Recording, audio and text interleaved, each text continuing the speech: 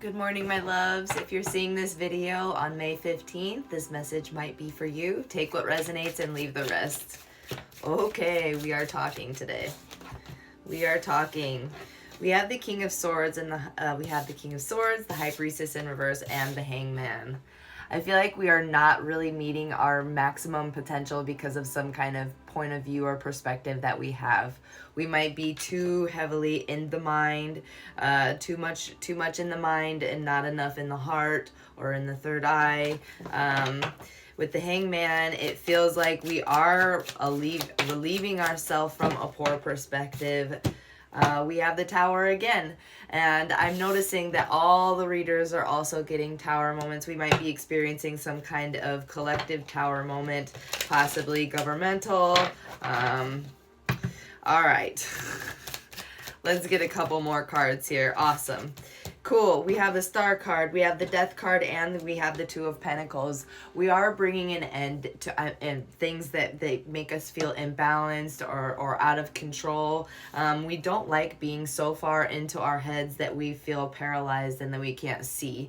It feels like our hands are tied all the time because of our mind, and we are putting ourselves in a position where we are putting an end to that, and we are putting an end to situations and relationships that make us feel like we have to teeter-totter, or we have to tiptoe, or we're just never enough, never coming into quality for this person. And I do think that there is going to be some kind of great healing because of that ending, because of this thing coming to an end. I do think that someone did not keep a promise. I feel like someone did not keep a promise here. We're seeing a promise that was not kept, a potential that was not kept. And I do think that this person is very defensive with their words. It's hard to sort of communicate with someone that just has just the right things to say all the time, even if it's not necessarily true.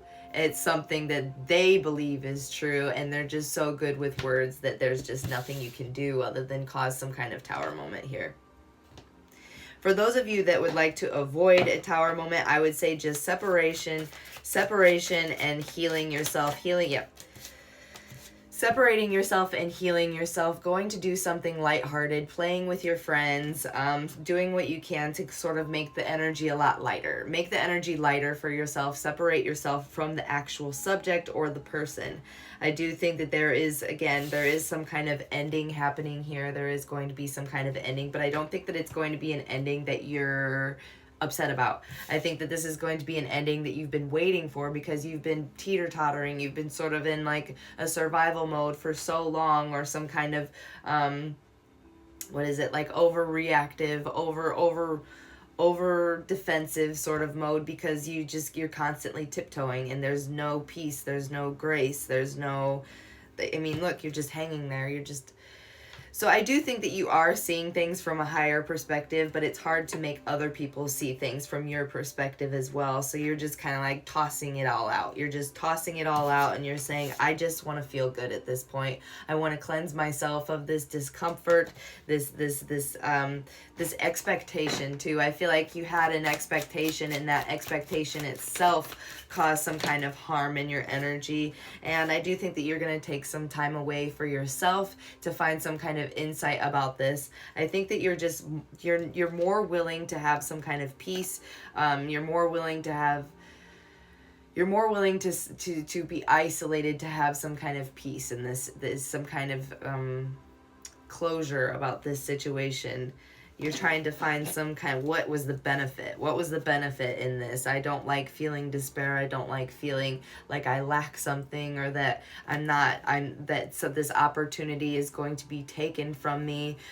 So again, I do think that there is some self-deception being relieved here. And if you have someone's deceptive and stuck in their own energy, someone very stubborn, I do think that you are going to be releasing this person. I think that there is a lot of self-deception on both sides, whether this is a relationship or like a friendship or a family relationship or whatever. I do think that there is confusion and a